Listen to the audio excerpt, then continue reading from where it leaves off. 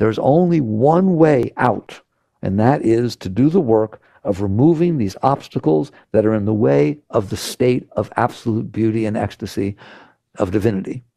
So, okay, first you recognize. Don't be afraid to recognize. There's nothing wrong with seeing the rocks. If you don't, I'm going to use this analogy. If you don't like seeing the rocks, you will never get them out, right or wrong. I don't want to see what I'm looking at. That's what judging does. You have to be excited. I remember when I first got to the point that instead of thinking that stuff inside of me that was causing all this trouble was what I don't want, it's terrible, it's keeping me from God, I try to meditate above it, I do anything I can to get rid of it, and then I realized, no, this is what's keeping me from God, therefore, if I see something, it's exciting. You have to change your entire attitude about yourself. The worse it is inside, the better. The more trouble it causes, oh my God, I got myself a big fish. All right?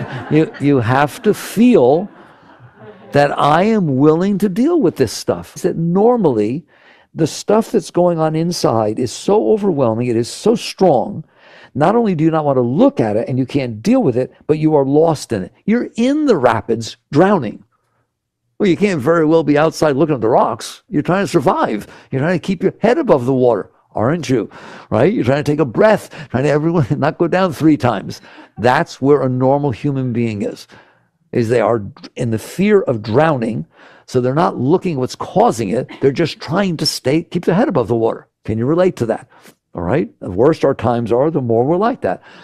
You have to be able to get out of the water, which is, again, witness consciousness. Your consciousness has extricated itself from being in it. It didn't get rid of it yet, but it can watch it. It can see it. All right, and how do you do that? Meditation. Meditation is great. Mantra's great. See, all of a sudden there's techniques. But the techniques are not about going to God. The techniques are about first getting out of the water. And for this 15 minutes, it's not about going to God. It's about, I have set aside 15 minutes to practice being aware of being aware. That's what it is.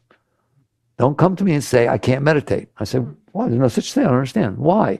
He said, well, every time I sit down, my mind just goes crazy. It won't stop. It keeps talking. So during that 15 minutes, you actually watched that your mind wouldn't shut up.